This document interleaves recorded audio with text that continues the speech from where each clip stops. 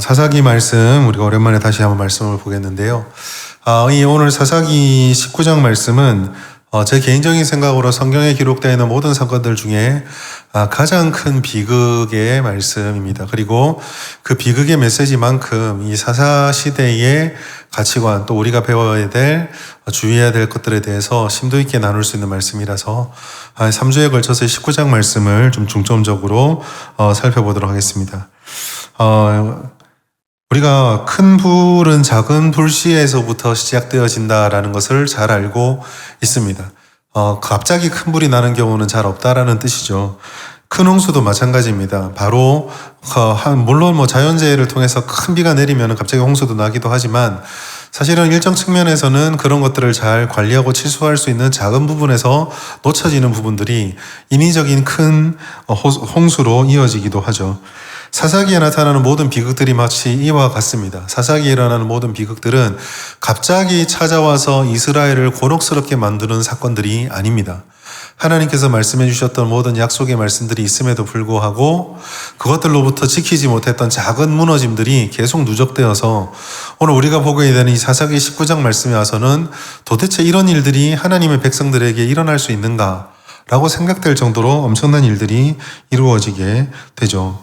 오늘 본문의 말씀은 그 첫 시작을 알리듯이 이스라엘의 왕이 없을 그때라는 말씀으로 시작을 합니다. 사사기를 읽어보시면 우리가 너무 잘 알고 사사기에서 정말 유명한 말씀이죠. 어떻게 보면 유명보다는 악명과도 같습니다. 오늘 19장 1절에 보시면은요, 이스라엘의 왕이 없을 그때에 에브라임 산지 구석에서 이 일이 일어났다라고 시작을 합니다. 이 사사기를 볼 때 특히나 사사기 후반절에 가면은 이 구절이 이 말이 나타날 때마다 조금 심장이 덜컹덜컹 내려앉습니다. 여호와께서 이스라엘의 왕이 없을 때라는 질문을 통해서 마치 저희에게 너희의 왕은 누구냐라고 묻는 듯한 그런 생각을 하게 되거든요. 오늘 오전에 말씀 나눴던 것처럼 이 말은 내 삶의 중심에, 내 심령의 중심에 하나님이 왕으로 계시는가, 아니면 다른 어떤 것이 그 자리를 대신 차지했거나 혹은 공유하고 있는 것은 아닌가를 굉장히 진지하게 묻게 한다라는 것입니다.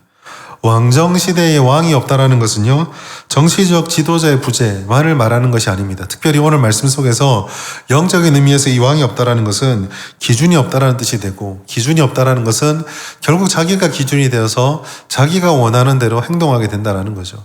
그래서 우리가 잘 알고 있는 사사기의 마지막, 이 사사기 후반의 비극적인 미가의 집안 사건과 레위 집안의 사건들을 끝내는 사사기의 마지막 말씀이 그때의 왕이 없으므로 끝나지 않고 각자 자기의 소견에 옳은 대로 행하였더라 라는 말로 끝나는 것을 우리 눈여겨봐야 됩니다. 왕이 없다라는 것이 다가 아니라 왕이 없다라는 것과 각자의 소견에 옳은 대로 행한다는 이 삶으로 드러나는 행동의 모습들은 어쩌면 우리 입술로 하는 고백들, 우리가 하는 신앙의 어떤 외적인 모습들이 전부가 아닌 진짜 본심이 무엇인가를 발견할 수 있는 중요한 어떤 기준이 되죠. 저는 이것을 오늘 본문에서 무법지대라고 명명을 했습니다. 오늘 설교 제목이 무법지대인 이유인데요. 이스라엘 사회는 율법도 있고 여호와 하나님을 섬긴다고 말했지만 철저하게 무법 상태였습니다. 그것을 가장 잘 보여주는 것 중에 하나가 이 레위 집안에 일어났던 일입니다. 하나님의 자리가 비어있으면요, 왕자가 비어있으면요, 그 자리는 절대로 그냥 비어있지 않습니다. 우리 마음속에 있는 왕자는요, 중립적인 위치를 통해서 내가 가치평가가 내려질 때까지, 판단이 설 때까지 누구도 앉지 못하도록 비워놓겠다. 이게 안 된다라는 거예요. 하나님이 앉지 않으면 그 자리에는 무엇인가 다른 것이 올라가게 되어 있습니다. 내가 지금은 믿음이 약하고 하나님께 온전히 사로잡히 못해서 내 마음의 왕자에 하나님이 올라 있다고 말은 못하겠지만, 그러나 내가 최소한 이 자리에 다른 어떤 것이 올라갈 수 있도록 허락하지 않겠다, 비워놓겠다라고 말하는 것, 그건 온전히 자기만의 착각이고요. 하나님이 안 올라가면 반드시 그 자리에는 누군가가, 무엇인가가 올라가 있게 됩니다. 내가 깨닫든지 내가 깨닫지 못하든지. 그러면 오늘 이 사사기의 말씀, 그때 왕이 없으므로 그 왕이 그 왕자에서 내려왔잖아요. 그 왕이 왕자에서 내려오니까 뭐가 바로 그 자리를 차지합니까? 각자의 소견이 그 자리를 차지하고 있게 되는 겁니다. 그래서 잠언 기자는요, 우리 마음속에 이 무법 상태를 늘 경고했어요. 잠언 4장 23절 같이 한번 읽어볼까요? 시작. 모든 지킬 만한 것 중에 더욱 내 마음을 지켜라. 우리가 오랫동안 가지고 있는 환상 중에 하나가요, 내 마음이 중립 상태로 있을 수 있을 것이다. 내가 중용의 자리를 지킬 수 있을 것이다 라는 어쩌면 우리만의 착각입니다. 우리의 마음은 헛된 것들이 차지하지 못하도록, 왕이 내려온 다음에 각자의 소견이 올라오지 못하도록 우리의 마음을 지키고 살펴야 하죠. 잠언이 계속 그 얘기를 한 거예요. 그리고 이것을 가시적으로 보여주는 것이 오늘 레위인의 집이에요. 사건은요, 레위인이 첩을 들이면서 시작을 합니다. 우리가 레위인이 첩을 들였다. 이 첩이라는 단어가 가지고 있는 부정적인 의미 때문에 레위인이 첩을 들인 것이 잘못이다 라고 단정 짓게 되는데, 물론 그런 것들을 도덕적으로 윤리적으로 우리가 판단할 수는 있습니다. 그런데 본문에 보시면은요, 레위인이 첩을 들인 것에 대해서 하나님께서 뭐 되게 책망을 하시거나 그런 말씀은 일단은 없어요. 그러면은 첩을 들였다는 그 행위를 일단은 우리는 주목해서 눈에서 빼야 됩니다. 그럼 이 본문 19장에서 있는 중요한 사건이 뭔가? 레위인이 첩을 들인 사건인가? 그게 아니라 이 들여놓은 첩이 어떤 행동을 하는데 그 행동으로부터 벌어지는 일들, 그걸 어떻게 반응하고 어떻게 처리하는가의 일들이 앞으로 일들을 계속 이끌어 간다라는 거예요. 레위인의 첩이 어떤 범죄를 했습니까? 레위인의 첩이 2절의 말씀 보시면 행음하였다라고 되어 있습니다. 행음한 것도 모자라 자기가 죄를 지었으면 회개하거나 그 죄값을 치르거나 용서를 구해야 되는데 그 길로 도망쳐서 가정을 버리고 자기 친정아버지 집으로 도망가 버립니다. 그리고 4개월 동안 돌아오지 않아요. 이스라엘 사회에서 간음과 행음은 용서받지 못하는 죄입니다. 처녀가 불가항력적인 상황에서 겁탈을 당해서 처녀성을 잃었을 때는 그 정상이 참작되어 뒤지만, 그렇지 않을 경우에는요, 율법은 그 범죄 행위에 해당하는 쌍방이 모두 죽임을 당한다는 것을 명시를 분명히 하고 있어요. 레위기 20장 10절 말씀 보시면 누구든지 남의 아내와 간음하는 자, 곧 그의 이웃의 아내와 간음하는 자는 그 간부와 음부를 반드시 죽일지니라. 한 사람은 처벌받을 것이 아니라 쌍방이 다 그 대가를 치루어야 한다라는 거죠. 자, 이제 이게 중요합니다. 레위인은 이 말씀을 알까요? 모를까요? 레위 지파죠. 하나님의 말씀을 가르치고 성전을 지켜야 하는 자입니다. 그렇다면 이 행음했던 여인을 찾아서 집으로 갔으면 이 레위 지파 사람이 나중에 용서를 할지언정 일단 이 부분에 대한 문제들에 대해서, 이것에 대해서 바르게 대응을 해야 되겠죠. 그런데 3절 말씀 보시면 이렇게 되어져 있습니다. 그 여인의 집에 간 레위인이 뭐라고 말하냐면 그의 남편이 그 여자에게 다정하게 말하고 그를 데려오고자 하였다라고 말씀을 합니다. 하나님의 성막에서 봉사하고 하나님을 기업으로 삼는 레위인이 이 죄 문제에 대해서, 이 잘못된 부분에 대해서 전혀 언급함이 없이 달래고 어르고 그냥 데리고 오려고 하였다라는 거죠. 하나님의 말씀이 다른 누구도 아니라 레위인에 의해서 묵살되고 있습니다. 신명기 10장 8절 말씀 보시면 레위인은 하나님의 사람이라고 분명히 말하거든요. 레위 지파를 구별하였고 여호와의 언약궤를 매게 하고 여호와 앞에 서서 주님을 섬기는 자, 하나님을 기업으로 삼아가는 자. 물론 레위인도 사람이기 때문에 완전하진 않지만 그래도 하나님 편에서, 하나님의 선에서 하나님의 일들을 감당하도록 택하받았던 것이 레위인입니다. 그런데 이 레위인이 명백하게 율법이 무너지고 있는 상황 속에서 거기에 대해서 아무런 언급도 없이 그저 이 여인을 데려오려고 달래고 있는 모습, 거룩한 부르심을 받고 하나님의 말씀을 이스라엘 모든 사람들이 다 어겨도 마지막에는 그게 아니다라고 말해줘야 되는 그 레위인이 오히려 그 말씀을 지금 앞장서서 무너뜨리는 모습.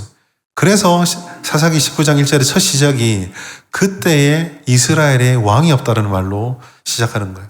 왕이 없다라는 말은 하나님의 말씀이 없다라는 것이고 하나님이 아니라 자기의 소견이 앞서 있다라는 이야기이기도 합니다.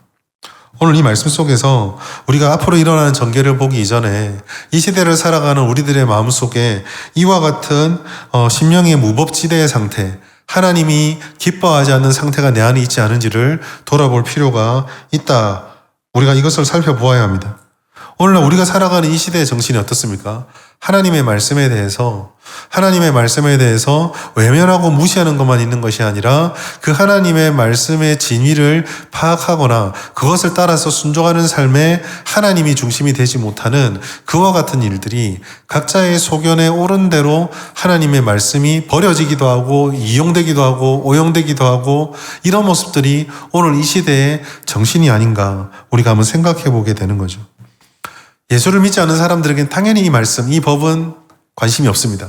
그러니까 빼놓고 겉으로는 신앙의 모습을 하고 있지만 마음의 한구석에서 하나님의 말씀이 제대로 통용되지 않고 하나님의 그 말씀을 온전하게 중심에 왕으로 모시지 않는 어쩌면 하나님의 말씀에 우리가 쫓아가야 되는데 주님의 말씀을 우리를 쫓아오도록 그렇게 하는 모습들이 있지 않은가 돌아보아야 하는 거죠. 이 부분만큼은 내가 알아서 하겠다. 이것만큼은 하나님께서 이해해 주시겠지. 다른 사람들도 그렇게 하는데 혹은 내가 생각할 때는 이게 이렇다 저렇다. 이런 중심에 하나님이 아닌 다른 쪽으로 기울어져 있는 것들이 우리 가운데 있을 때 우리는 우리도 모르게 이 이스라엘 사람들이 빠졌던 것 같은 영적 우복지대 상태에 놓일 수 있다는 것입니다. 사도 바울은 갈라디아 교회에 이렇게 말합니다. 갈라디아서 6장 7절 말씀 특별히 보시면 스스로 속이지 말라. 하나님 업신여김을 받지 아니하나니 사람이 무엇으로 심든지 그대로 거두리라. 다른 말로 표현하면 마음속에 심겨진 그대로 우리의 삶의 열매가 맺혀진다라는 것입니다.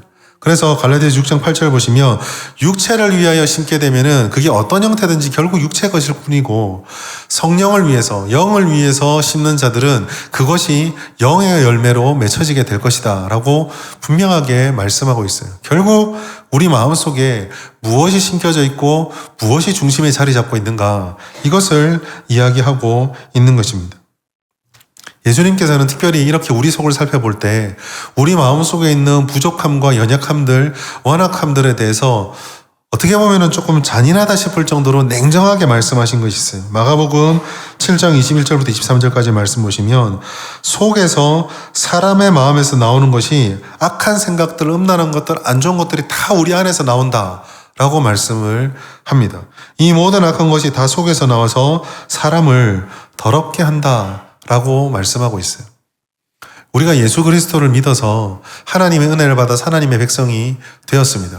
그러나 그것은 하나님께서 우리에게 베풀어 주신 은혜로 우리를 의롭다고 칭해 주신 것이지 우리가 지금 살아가는 이 땅 가운데 그러한 완전한 의를 소유하고 있고 그것으로만 내 안이 가득 차 있느냐라고 물으면 사실은 그렇지 않다라는 거죠.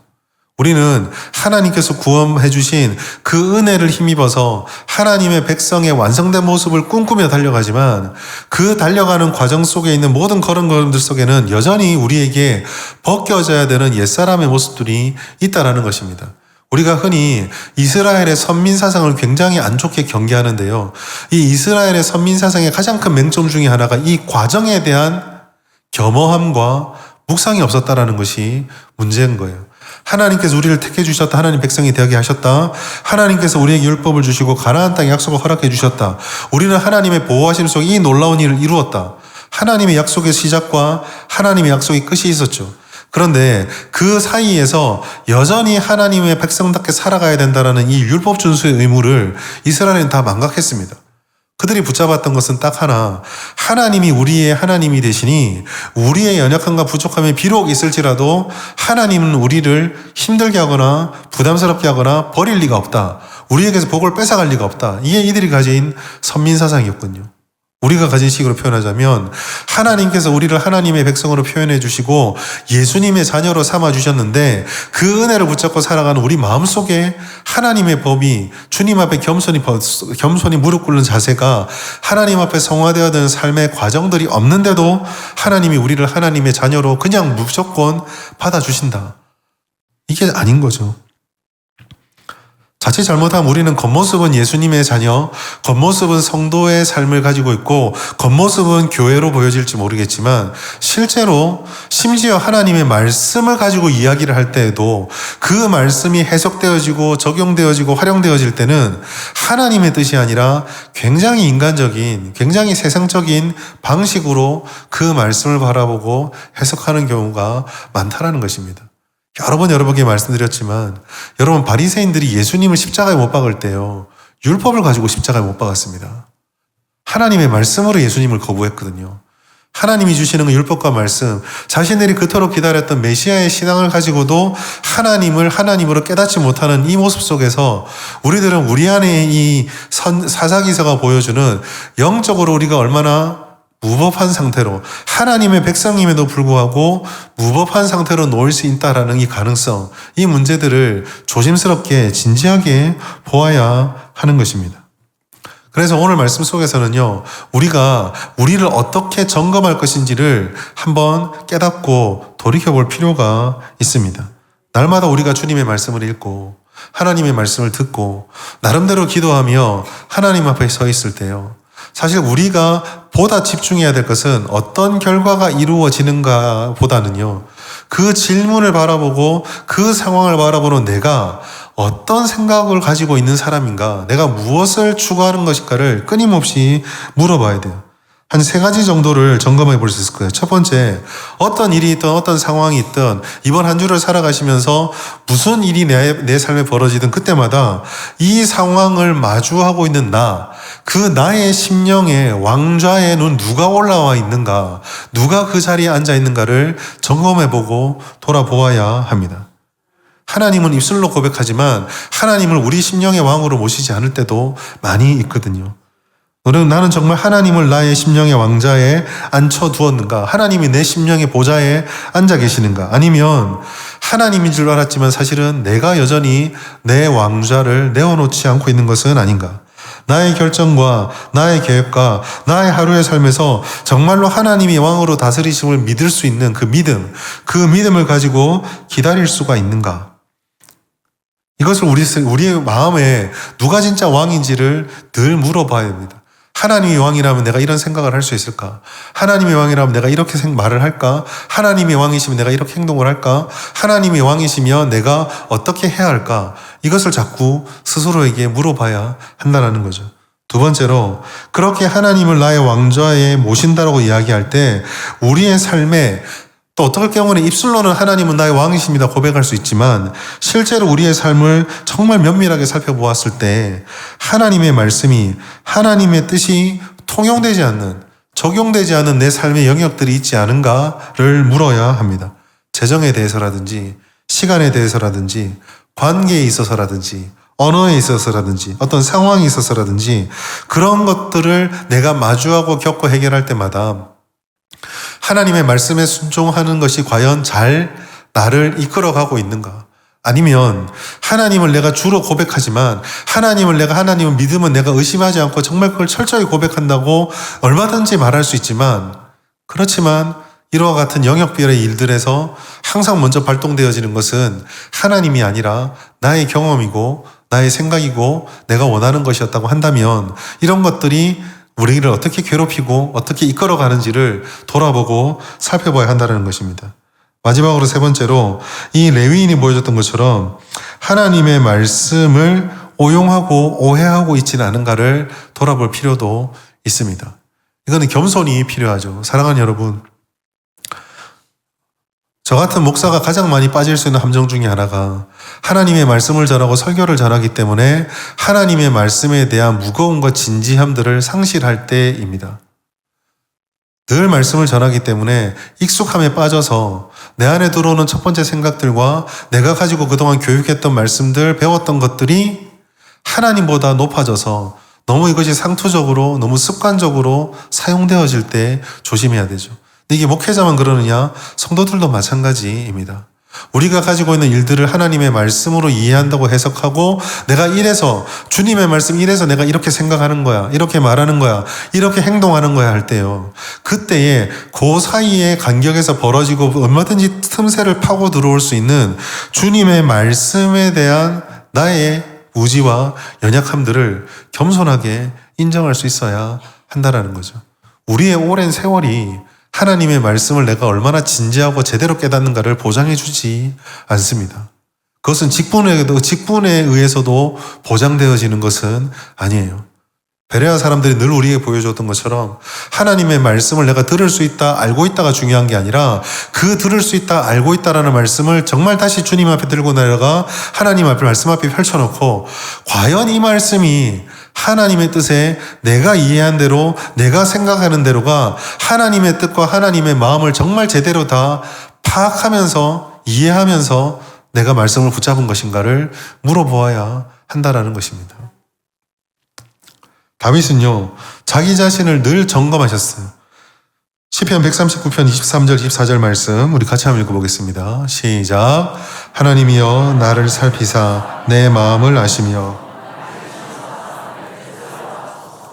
내가 무슨 악한 행위가 있나 보시고 나를 영원한 길로 인도하소서. 그냥 노래로 듣고 저렇게까지 자기 자신을 돌아보았구나 라고 할 수 있는데, 여러분 잘 보시면은요, 나를 살피사 내 마음을 아시고 나를 시험하사 내 뜻을 아옵소서. 내게 무슨 행위가 있나 보아 주시옵소서.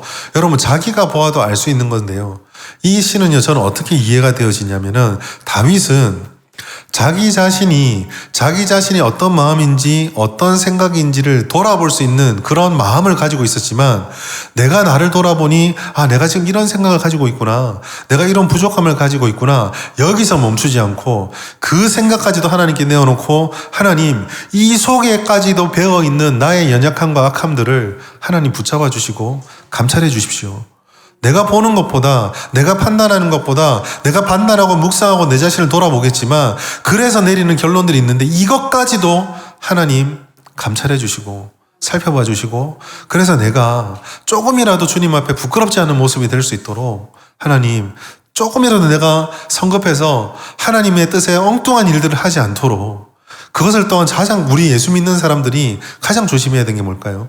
그런 잘못된 생각, 하나님께서 원하지 않는 일인데, 하나님께서 원하지 않는 생각과 말과 행동인데, 그것을 하면서 하나님의 이름으로 한다고 하지 않도록 우리를 돌아보게 해달라고 하나님 앞에 무릎을 꿇어야 하는 거죠. 신앙은요, 인내이고 변화이고 또 하나님 앞에 나아가는 것입니다. 우리는 모두 완전하지 않습니다. 완전하지 않기 때문에 어쩌면 사사기의 기록들을 바라보며 어떻게 이런 인간들이 있나 라고 책망할 수 있을지도 몰라요. 근데 여러분 그거 아세요? 만약에 하나님께서 누군가에게 영감을 주셔서 저와 여러분의 삶을 이런 사사기의 기록으로 하나같이 낱낱이 남겨놓았다고 생각해 보세요.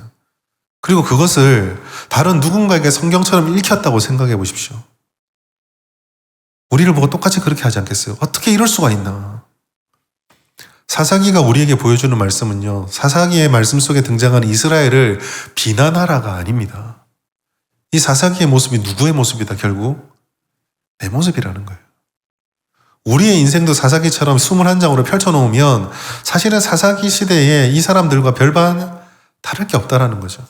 그럼 하나님께서 이걸 왜 보여주시겠어요? 이렇게 실패하는 자들이 먼저 실패했던 자들을 바라보며 그 모습 속에 나를 투영시켜보고 나를 점검해서 똑같은 함정에 빠지지 말라라는 뜻입니다.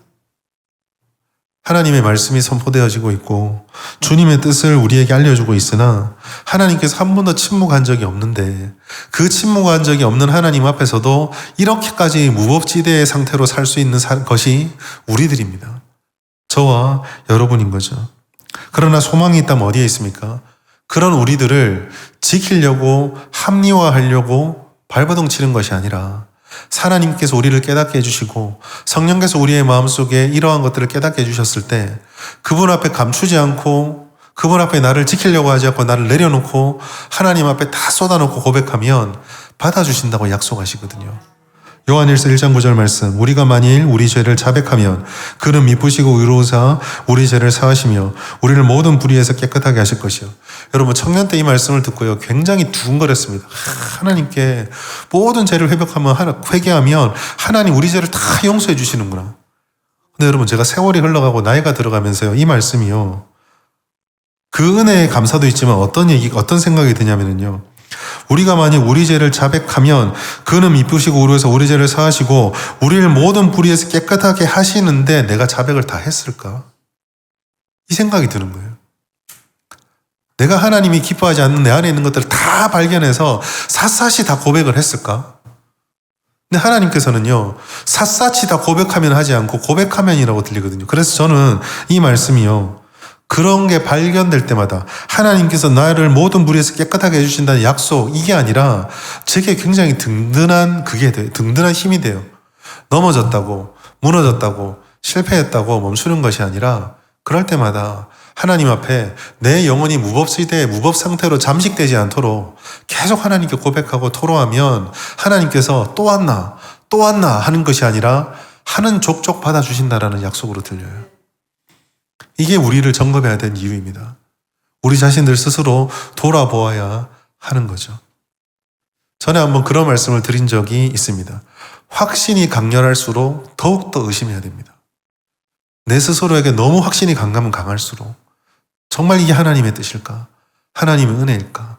하나님이 기뻐하실까를 묻고 물어야 하는 거죠. 오늘날 우리 시대의 영성 중에 가장 큰 맹점 중에 하나는 자기 관조와 자기 돌아봄과 자기 점검들이 점점 약해져 간다라는 것입니다. 우리가 얘기하는 은혜의 모든 내용들을 한번 잘 생각해 보세요. 그 은혜가 스스로를 깊이 돌아보아서 한없이 파고 들어가 내 자신의 모습이 드러나는 것이 은혜라고 잘 말 안 하거든요. 우리가 말하는 은혜의 핵심이 무엇입니까? 큰 부담 없이 덮여지고 씻겨지고 만져지고 따뜻해지고 일어서고 이런 것이잖아요. 오늘날 우리 기독교 영성에서 말하는 은혜는요, 관조가 사라지고 오늘날 우리 기독교 영성에서 말하는 은혜에는 자기를 살펴보는 깊은 내려가는, 그래서 때로는 그 깊음 속에 들어가다 보니 스스로가 너무 힘겨워서 이사야 6장에서 말하는 것처럼 내가 죽게 되었다라고 하는 그 아픔이 있을지라도 그 하나님 앞에 깊이 들어가는 은혜가 사라져가고 있습니다. 이스라엘 사람들은 주님의 약속을 못 잡았어요. 그래서 그들 안에 이와 같은 무법 상태가 벌어지고 있음에도 우리가 조금 오래되었지만 이 레위 지파뿐만 아니라 18장, 17장에 있었던 그 미가만 해도 보세요. 자기들이 도둑질 해놓고 엄마가 몰라주니까 하나님 영광 돌리고 그거로 드라빔 만들어 놓고 주님 복 주신다 그러고 자기 마음대로 제사장 세워 율법을 어기고 제사장을 세워놓고 우리 집에 제사장 들어왔으니 우리 집 더 복 받을 거야 이러고 엉망진창이거든요, 계속. 여러분 다시 한번 말씀드리지만 놀랍게도 이 모든 일들이 하나님의 이름으로 진행되고 있습니다. 무법지대의 상태, 우리 스스로를 돌아보는 것. 오늘날 한국교회와 오늘날 우리 성도님들의 삶의 가장 중요한 하나님의 사명은 얼마나 크게, 얼마나 화려하게, 얼마나 많은 것을 이루는 데 있지 않고 얼마나 진실되고 얼마나 하나님 앞에 이 무법 상태를 벗어나서 본질 속에 설 수 있는가, 거기에 있습니다.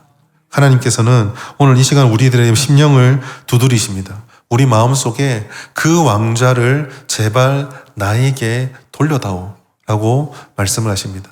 우리 하나님은 폭군이 아니세요. 우리의 왕좌의 중심을 차지하고 우리를 통해서 좋은 것만 쪽쪽 빨아드시고 빨아먹을 거 없으면 버리시는 그런 분이 아니십니다. 우리에게 좋은 것을 주시는 하나님, 그 왕 위에 오르셔서 우리의 모든 어그러지고 비틀어진 것들을 바르게 일으키시고 자기 아들이신 예수를 보여내 주셨던 그 사랑으로 우리의 삶을 일으켜 가시는 하나님이십니다. 오늘 우리 마음속에 있는 이 무법지대 하나님 깨닫게 해주시고 버리게 하여 주시옵소서. 그리고 매 순간 내가 비록 완성되지 못할지라도 매번 넘어진 그곳에서 다시 일어나 하나님이 기뻐하는 그 걸음들을 한 걸음씩 걸어가 이 시대가 아무리 영적으로 무법지대 속에 있다 할지라도 우리는, 예수를 믿는 우리는 성령과 말씀이라는 똑바른 기준 위에 서서 하나님이 기뻐하는 모습으로 다듬어져 갈 수 있게 해달라고. 지금 우리 완성된 모습 아니지만 계속 다듬어져 갈 수 있게 해달라고 우리를 주님께 맡겨드려서 이 무법지대가 가득한 세상 속에 온전한 말씀의 빛을 전하고 또 우리 영혼 속에 그 어둠을 몰아내시고 하나님과 이번 한 주도 은혜의 말씀으로 동행하시는 여러분 모두가 되시기를 예수님의 이름으로 축복합니다.